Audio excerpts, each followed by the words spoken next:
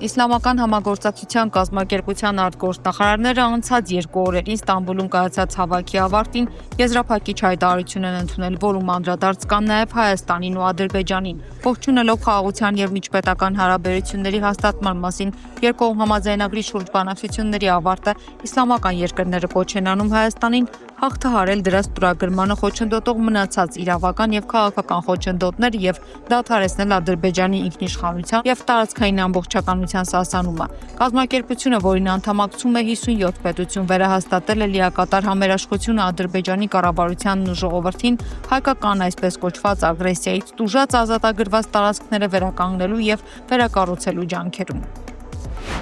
Հայաստանի արտգործնախարարությունը խորապես հիասթափված է իսլամական համագործակցության կազմակերպության ընդունած Ստամբուլի հռչակագրում տեղ գտած խեղաթյուրված և ծայրահեղ միակողմանի ձևակերպումներից։ Արևմտյան Ադրբեջանի խոսույթը մարդու իրավունքների քողի ներքո Ադրբեջանի կողմից հստակ տարածքային պահանջ է Հայաստանի ինքնիշխան տարածքի նկատմամբ, ինչը փաստվում է անգամ այդ նպատակով արհեստականորեն ձևավորված կազմակերպության հիմնադիր փաստաթղթերում։ Ինչ վերաբերում է խորհրդային Հայաստանում բնակվող ադրբեջանցիներին, ապա նրանք ԽՍՀՄ գոյության վերջին տարիներին Հայաստանից հեռացել են կամավոր, կարողացել են վաճառել կամ փոխանակել իրենց գույքը կամ ստացել են փոխհատուցում Հայաստանի կառավարությունից։ Ցավոք նույնը չի եղել հայերի ճակատագիրը Ադրբեջանում, Բաքվում, Սումգայիթում եւ այլ վայրերում։ Զարմանք է առաջացնում նաեւ Խոջալույի դեպքերի թյուր մեկնաբանությունը։ Մարդկության դեմ ուղղված հանցագործությունների իրական պատմությունը քաջ հայտնի է եւ ուղղակիորեն ժխտում է Հայաստանի ուղղված ցանկացած մեղադրանք։ Փաշինյանի Թուրքիա կատարած այցի առաջին ծաղիկներն են ուրվագծվել Ստամբուլում կայացած իսլամական համագործակցության կազմակերպության արտգործնախարարների խորհրդի նիստում Ադրբեջանի նախաձեռնությամբ Ստամբուլյան հռչակագիր անունը կրող փաստաթուղթ եւ 5 բանաձևեր են ընդունվել, որում անդրադարձ կան նաեւ Հայաստանին։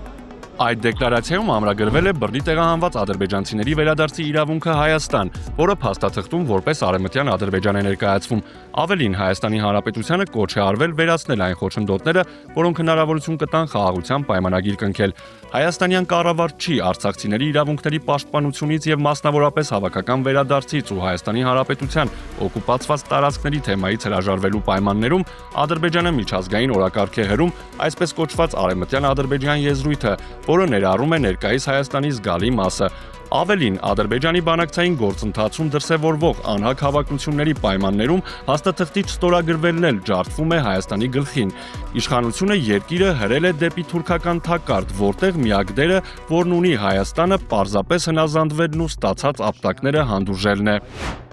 Ռուսաստանի անվտանգության դաշնային ծառայությունը հայտնել էր, որ ձերբակալել է Ալ-Ռոսա ընկերությունից ադամաններ գողացած եւ դրանք ազգային ժողովի падգամավոր Խաչատուր Սուքիասյանի ընկերությանը մատակարարած հանցախմբին։ Ալ-Ռոսա ընկերությունից գողացված չմշակված ադամանները մաքսանենգ ճանապարհով տեղափոխվել են Հայաստան եւ ազգային ժողովի падգամավոր Խաչատուր Սուքիասյանին պատկանող Ադիտ Դայմոնդ ընկերություն։ Խաչատուր Սուքիասյանի մամուլի խոսնակը հերքել է տեղեկությունը։ Ընկերությունը եւս հայտարարություն է տարածել, հերքելով Ռուսաստանի անվտանգության դաշնային ծառայության հաղորդագրությունը։ Գործարար Բայրար Սամվել Կարապետյանի կալանավորման դեմ վերաքննիչ բողոքը մակագրվել է վերաքննիչ քրեական դատարանի դատավոր Արմեն Դանիելյանին։ Սամվել Կարապետյանի փաստաբանական խմբի անդամ Արամ Վարդևանյանը հաստատել է տեղեկությունը եւ նշված է արդար դատաքննությանն իրավունքի նկատմամբ ծաղր որակել։ Վարդևանյանի պնդմամբ Սամվել Կարապետյանի մեղադրանքն ընդհանրապես անհիմն է, ոչ մի կոչ չի հնչել, եղել է հարցազրույց, իսկ հարցազրույցը չի կարող վերածվել կոչի։ Կարապետյանի պաշտպան Արմեն Ֆերոյանը այնուհետև հայտարարություն է տարածել, որով տեղեկացնում է, որ հետ են վերցրել նրա կալանքի դեմ բողոքը, քանի որ չեն վստահում դատավոր Արմեն Դանիելյանին։ Գործարար Սամվել Կարապետյանի կալանքը իրավական իմաստով ապօրինություն է Սպուտնիկ Արմենիա մուլտիմեդիայում մամուլի կենտրոնում այս հայտարարությունն է արել Լուսավոր Հայաստան կուսակցության ղեկավար Էդմոն Մարուկյանը։ Գործարարի դեմ կատարվածը նա որակել է որպես քաղաքական պրոցես, որը կառավարվում է անձամբ Հայաստանի վարչապետ Նիկոլ Փաշինյանի կողմից։ Որից հետո նրան առաջադրվել է մեղադրանք, որի սանկցիայում կա տուգանք։ Նայեք, եթե մեղադրանքի սանկցիայում կա տուգանք, դատարանները չեն կալանավորում։ Նրան տարել են կալանքի 2 ամսվա եւ դատարանը կալանավորել է։ Բնականաբար, քանի որ մենք Հայաստանի Հանրապետությունում անկախ դատական իշխանություն չունենք, իսկ դա մասին ցուցմունք է տվել հենց անձամբ Նիկոլ Փաշինյանը, երբ որ ասել է, որ ես եմ ԲԴԽ նախագահային SMS գրել, որ հրաժարական տա, արդեն դա բավարար է, որ մենք իմանանք, որ ինքն է ղեկավարում դատական իշխանությունը, եւ ինքը ասել է կալանավորել են եւ Էրդողանի այցից առաջ են կալանավորել։ Եվ իխի եմ Էրդողանի մասը ասում, որովհետեւ նաեւ Սամվել Կարապետյանը հետախուզվում է Ադրբեջանի կողմից։ Սա էլ գիտենք 21 թվականից։ Եվ այս իմաստով նաև ուզում եմ նշել, որ կալանքը իրավական իմաստով տոտալ ապօրինի է, որովհետև տվյալ քրեական գործով հիմնավոր կասկածի նվազագույն շեմը անգամ բավարարված չէ եվրոպական դատարանի կողմից հաստատված նախադեպային իրավունքով, եւ ավելին ամբողջ քրեական գործը հարուցված է հարցազրույցի իման վրա, որը Սամվել Կարապետյանի հարցազրույցն է, երևում է, որ իր հարցազրույցն է, ինքը չի կարող հրաժարվել իր հարցազրույցից եւ չի հրաժարվում, եւ հետեւաբար գործով վկաներ չկան, որ դու մարդուն օրինակ ստորագրություն չհրանալու մասին խափանման միջոց ընտրես, նա ազդի գործի անցող վկաների վրա կամ գործի ընթացքի նա չի կարող ազդել, որովհետեւ չկա որևէ փաստ։ Այսինքն ընդհանուր process-ը պատիժ է, նայեք, չի կարող միջդատական վարույթը պատժի տարեր ունենալ իր մեջ։ Սա միջազգային հայտնի իրավական սկզբունք է։ Ամբողջ գործընթացը պատիժ է, որը կազմակերպվել եւ ղեկավարվում է Նիկոլ Փաշինյանի կողմից, եւ այն զուլալ քաղաքական հետապնդում է։ Մի բան էլ ասեմ, ակնհայտ անմեղ մարդուն քրեորեն հետապնդելը դա քրեական հանցագործություն է։ Բոլոր այն մարդիկ, ովքեր ներգրաված են այդ process-ի մեջ, բոլոր այն մարդիկ, ովքեր մարդկանց թևեր են ջարդել, վնասվածքներ են տվել անմեղ մարդկանց, որ ուղարկի այդտեղ կանգնած են եղել, բոլորը պետք է պատասխանատվության ենթարկվեն, սա հանցագործություն է։ Եվ ես եւս մեկ անգամ այս հնարավորությունից օգտվելով դատապարտում եմ այդ ամբողջ process-ը եւ պահանջում եմ օր առաջ ազատ արձակել պարոն Կարապետյանին։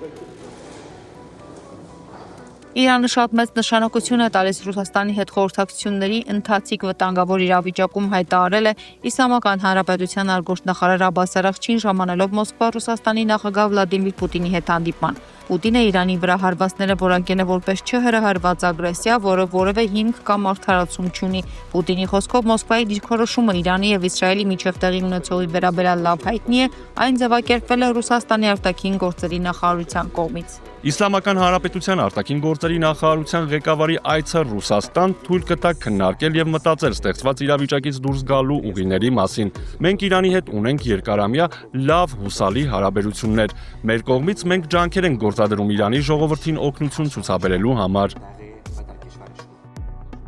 Արաղչին իր հերթին ասել է, որ Մերձավոր Արևելքում լարվածությունը մեծանում է Իսրայելի եւ Միացյալ Նահանգների կողմից Իրանի վրա հարձակումների պատճառով։ Թեհրանը Թել Ավիվի եւ Վաշինգտոնի գործողությունները համարում է անօրինական, Իսլամական Հանրապետությունն ունի ինքնապաշտպանվելու օրինական իրավունք։ Ռուսաստանը եւ Իրանը անընդհատ խորհրդակցում են բոլոր հարցերի շուրջ, մասնավորապես գլոբալ անվտանգության հարցերի։ Մենք նաեւ ցանկանում ենք շնորհակալություն հայտնել Ռուսաստանի այս գործողությունները խստորեն դատապարտելու համար։ Ռուսաստանն այսօր պատմության եւ միջազգային իրավունքի ճիշտ կողմում է։ Իրանի գերագույն առաջնորդ Ալի Խամենեին եւ Իրանի նախագահ Մասուդ Փեզեշքյանը խնդրել են ինձ ձեզ փոխանցել լավագույն մաղթանքները։ Ռուսաստանը խստորեն դատապարտում է Միացյալ Նահանգների հարձակումները Իրանի միջուկային օբյեկտների վրա ինքնիշխան պետության տարածքը հրթիռային եւ ռմբակոծության ենթարկելու անպատասխանատու որոշումը անկախ նրանից, թե ինչ փաստարկներով է այն ներկայացվում, կոպտորեն խախտում է միջազգային իրավունքը։ Միավորված ազգերի կազմակերպության կանոնադրությունը եւ ՄԱԿ-ի անվտանգության խորհրդի բանաձևերը, ասվում է Ռուսաստանի արտգործնախարարության տարածած հայտարարության մեջ։ Մենք կոչ ենք անում դադարեցնել ագրեսիան եւ ակտիվացնել ջանքերը իրավիճակը քաղաքական եւ դիվանագիտական վերադարձնելու համար, պնդում է Մոսկվան։ Իրանի խնդրանքով հրավիրված ՄԱԿ-ի անվտանգության խորհրդի արտակարգ նիստում Ռուսաստանի մշտական ներկայացուցիչ Վասիլի Նեբենզյան հայտարարել է, որ Միացյալ Նահանգները Իրանին հարվածելով բացել է Պանդորայի արկղը։ Նրա խոսքով Վաշինգտոնի այս գործողությունները անպատասխանատու եւ սադրիչ են, դրանք հսկայական հարված են հասցնում միջազգային միջուկային չտարածման ռեժիմին եւ աշխարհը մոտեցնում միջուկային աղետի։ Ռուսաստանի մշտական ներկայացուցիչն ընդգծել է, որ Մոսկվան խստորեն դատապարտում է Միացյալ Նահանգների անպատասխանատու վտանգավոր եւ սադրիչ գործողություններն Իրանի դեմ։ Դրա խոսքով Միացյալ Նահանգները պատրաստ է կատարել ցանկացած հանցագործություն եւ խախտել միջազգային իրավունքը իր գերիշխանությունը պահպանելու համար։ Միացյալ Նահանգները հունիսի 22-ի գիշերը հարվածներ է հասցրել Իրանի 3 միջուկային օբյեկտներին՝ Նաթանզում, Ֆորդոյում եւ Սպահանում։ ԱՄՆ նախագահ Դոնալդ Թրամփի խոսքով հարվածի նպատակը երկրի միջուկային հնարավորությունների սահմանափակումն է։ Իրանի խորհրդարանը քվեարկել է Հորմուզի նեղուցը փակելու օգտին։ Վերջնական որոշումը պետք է կայացնի ազգային անվտանգության խորհուրդը։ Ավելի վաղ Իրանի գերագույն առաջնորդի խորհրդական իրանական միջուկային օբյեկտների վրա Միացյալ Նահանգների հարձակումից հետո կոչ է արել հրթիռային հարվածներ հասցնել ԱՄՆ ռազմածովային ուժերի նավերին եւ փակել Հորմուզի նեղուցը։ Իրանի արտգործնախարար Աբբաս Արաղչին չի բացառել, որ Իրանը կփակի Հորմուզի նեղուցը։ Իսրայելի զինված ուժերը հայտարարել են, որ հարվածներ են հասցնում Իրանի Քերմանշահ նահանգի ռազմական ենթակառուցվածքների օբյեկտներին։ Հայտարարվել էր, որ Ցախալն իրականացրել է հետախուզության վրա հիմնված հարվածներ Թեհրան, Քերմանշահ եւ Համեդան քաղաքների շրջանում օգտագործելով ավելի քան 30 միավոր զինամթերք։ Գործողությանը մասնակցել է Իսրայելի ռազմաօդային ուժերի 20 կործանիչ։ Հարվածներ են հասցվել մի շարք օբյեկտների, այդ թվում Թեհրանի մերձակայքում տեղակայված հակաօդային հրթիռային համակարգի կայանին։ Թիրախներն ընդգրկել են նաեւ հրթիռների պահեստավորման եւ արձակման ենթակառուցվածքներ, նաեւ օդային հետախուզության համար օգտագործվող ռադիոլոկացիոն եւ արբանյակային համակարգեր։ Իրանի դեմ նոր ռազմական գործողություններ չեն նախատեսվում, հայտարարել է պետքարտուղար Մարկո Ռուբիոն։ Եթե նրանք հարձակվեն Միացյալ Նահանգների եւ ամերիկյան շահերի վրա, ապա խնդիրներ կունենան, ասել է ԱՄՆ պետքարտուղարը։ Նրա խոսքով նախորդ հարվածներով ԱՄՆ-ն հասել է իր նպատակներին։ ԱՄՆ նախագահ Դոնալդ Թրամփը ակնարկել է, որ կարող է ողջունել Թեհրանի կառավարությունը տապալելու հնարավորությունը։ Եթե Իրանի գործող ռեժիմը անկարող է կրկին Իրանը մեծ դարձնել, ապա ինչու չպետք է լինի ռեժիմի փոփոխություն, գրել է Թրամփը Truth Social հարթակում։ Թրամփի հայտարարությունն արվել է այն բանից հետո, երբ ԱՄՆ փոխնախագահ Ջեյ Դի Վենսը, պետքարտուղար Մարկո Ռուբիոն եւ պաշտպանության նախարար Փիթ Հեքսեթը շեշտել էին, որ հունիսի 21-ի Իրանի միջուկային օբյեկտների դեմ հարվածների նպատակը բանակցված լուծման հասնելն էր, ոչ թե իսլամական ռեժիմի տապալումը։ Հունիսի 22-ին Միացյալ Նահանգները նախազգուշացրել էին Թեհրանին, որ չփորձի պատասխանել այդ ավիահարվածներին, որոնք Թրամփն անվանել է անհավանական ռազմական հաջողություն, նշելով, որ դրանցով ոչնչացվել են Իրանի միջուկային ծրագրի առանցքային օբյեկտները։